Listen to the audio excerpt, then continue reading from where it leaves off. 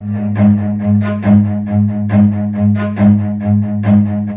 लल्लू लाल की शादी पास के गांव में रीमा से होती है। वे लोग शादी करके डोली लेकर अपने गांव लौट ही रहे होते हैं। तभी अचानक से जोर जोर से बारिश होने लगती है। वे लोग वही पेड़ के नीचे रुक जाते हैं। तभी बारिश रुकते रुकते अंधेरा हो जाता है। सोहन लाल जी, बारिश तो रुक गई है, लेकिन अब तो बहुत अंधेरा हो गया है। आगे जंगल का रास्ता है। इतनी रात गए नई नवेली दुल्हन की डोली लेकर इस जंगल से गुजरना ठीक नहीं होगा। अरे नहीं नहीं, हम बहुत दूर आ चुके हैं। जितनी देर हमें वापस जाने में लगेगी उतनी देर में तो हम अपने गांव पहुंच जाएंगे।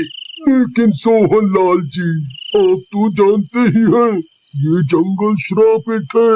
यहाँ कई बार लोगों ने उल्टे पैरों के निशान देखे हैं, और आप हैं कि नई नवेली दुल्हन को इस जंगल के रास्ते से ले जाने की बात कर रहे हैं। अरे यार, तुम भी सुनी सुनाई बातों पर विश्वास करते हो। ये सब अफवाहें हैं, ऐसा कुछ भी नहीं है।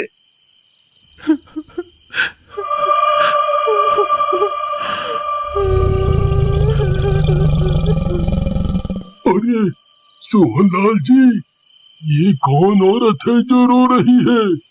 अब पता नहीं भाई, यहाँ हमारे अलावा तो कोई है भी नहीं। तभी वह औरत अचानक जोर जोर से चिल्लाने लगती है।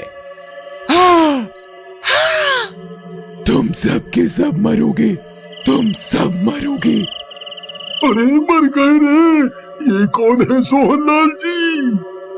तभी उन्हें एक औरत के उल्टे पैर दिखाई देते हैं जो पेड़ की डाली पर चल रही होती है।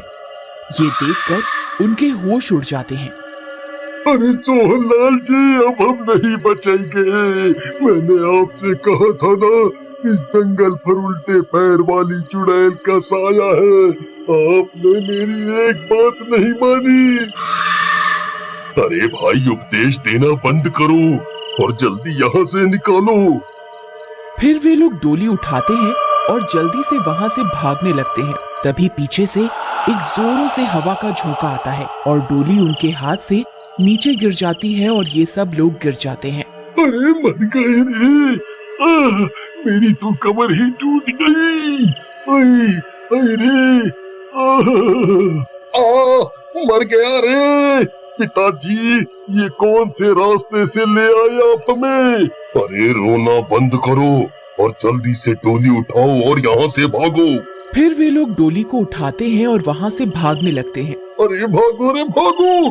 अरे कमबख्त चुड़ैल भी नहीं मनाई और तू हाथ धोकर हमारे पीछे पड़ गई है। अरे प्रीतम, पकड़ कर बैठना। अरे भागो रे भागो। फिर वे लोग भागते भागते अपने गांव पहुंच जाते हैं। अरे बच गए रे, आज तो बाल बाल बच गए। लल्लू बेटा, चलो बहू को डोली से बाहर निकालो और जल्दी से घर के अंदर ले चलो, कहीं वह चुड़ैल हमारा पीछा ना कर रही हो। जी पिताजी। अरे प्रीतम सुनो, हम गांव पहुंच गए हैं, अब तुम बाहर आ सकती हो। अब चुड़ैल का कोई खतरा नहीं है। प्रीतम, तुम सुन रही हो? चुड़ैल से डर गई है, तभी बाहर नहीं आ रही। प्रीतम। अरे क्या हुआ, बहू बाहर क्यों नहीं आ रही? जरा डोली के अंदर तो देख। अरे पिताजी, डोली तो खाली है, इसमें तो कोई नहीं है। अरे मर गया रे, मैं तो शादी की पहली ही दिन विधवा हो गया। वो नास मिट्टी चुड़ैल मेरी पत्नी को खा गई। अरे सोहनलाल जी, बहू रानी कहाँ चली गई? वो तो डोली में ही बैठी हुई थी, फिर अचानक से कहाँ गायब हो गई? लगता है ये सब उस चुड़ैल का ही काम है। जब हम सब गिरे थे तभी वो चुड़ैल रीमा को उठाकर ले गई होगी। मैं कुछ नहीं जानता पिताजी, इतनी मुश्किल से तो मेरी शादी हुई थी। मुझे मेरी पत्नी वापस चाहिए बस।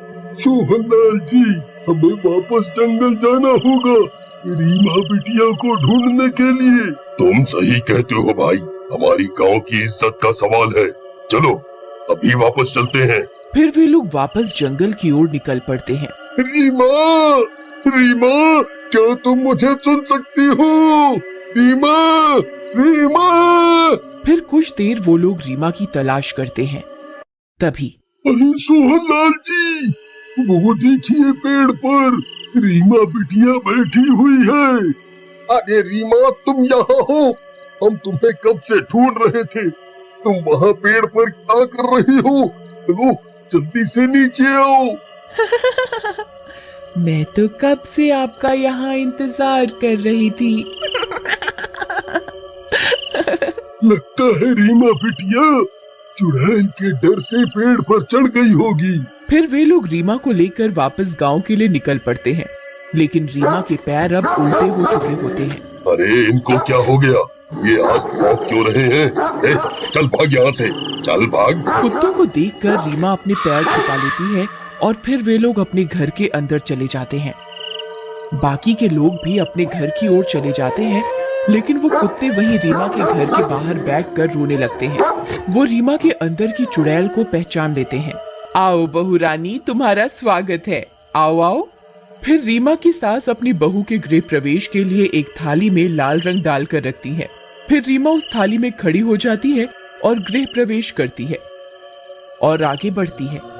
जैसे जैसे रीमा आगे बढ़ती, उसके उल्टे पैरों की छाप जमीन पर छपने लगती है। तभी सोहन लाल की नजर उन लाल रंग की छाप पर पड़ती है। वो चौंक जाता है। अरे मर गए रे, ये कैसे हो सकता है? रीमा तो सीधा चल रही है, लेकिन इसके पैर उल्टे कैसे छप रहे हैं? हे भगवान, ये किस मुसीबत को घर ले आए हम? क्या करूं, क्या करूं? सोहन लाल रीमा की असलियत पहचान जाता है। अरे रीमा बिटिया, चलो अब पूजा घर में चलो और देवी माँ का आशीर्वाद भी ले लो।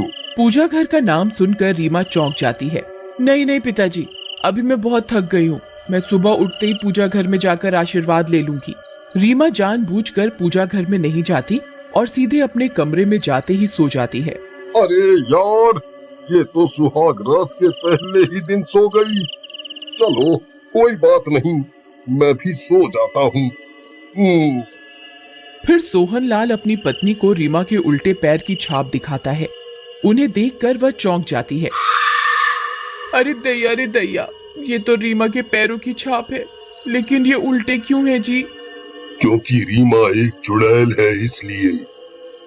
जब से रीमा इस घर में आई है, गली के सारे कुत्ते हमारे घर के बाहर बैठकर रो रहे हैं। अब क्या करेंगे जी? कहीं वो मेरे बेटे को जिंदा ही ना खा जाए।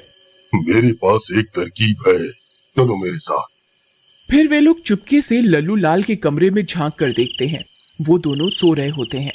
फिर सोहन लाल दबे पांव अंदर जाता है और लल्लू लाल को धीरे से उठाता है और अपने साथ बाहर लेकर आता है। अरे क्या हुआ पिताजी, आप इस तरह मुझे बाहर क्यों ले आए? फिर सोहन लाल उसे रीमा के पैरों की छाप दिखाता है। उन्हें देखकर लल्लू लाल की आंखें फटी की फटी रह जाती हैं। अरे मर गए रे, ये तो उल्टे पैर की छाप है। इसका मतलब रीमा एक चुड़ैल है। हाय मर गया रे। मेरी पत्नी तो चुड़ैल निकली। हाय, मेरी तो किस्मत ही फूटी निकली। अरे रोना बंद कर कमबख्त, मेरे पास एक तरकीब है। इसने पूजा घर में जाने से मना किया था ना। चलो इसे सबक सिखाते हैं।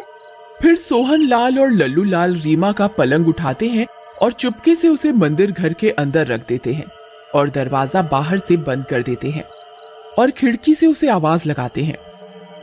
रीमा, रीमा, उठो ना, देखो मैं तुम्हारे लिए क्या तोहफा लाया हूँ। फिर रीमा जैसे ही उठती है, अपने सामने दुर्गा माँ की मूर्ति को देखकर चौंक जाती है और अपने असली रूप में आ जाती है। अरे ये मैं कहाँ आ गई? मैं इस मंदिर में कैसे आ गई? फिर वो जोर जोर से दरवाजा पीटने लगती है। खोल दरवाजा, जल्दी खोल, नहीं तो मैं मर जाऊंगी। खोल। मंदिर की घंटियां खुद ब खुद बजने लगती हैं और वो चुड़ैल तड़पने लगती है। और मजबूर होकर उसे रीमा का शरीर छोड़ना पड़ता है। रीमा से बाहर निकलते ही चुड़ैल जलकर भस्म हो जाती है और रीमा को उस चुड़ैल से मुक्ति मिल जाती है।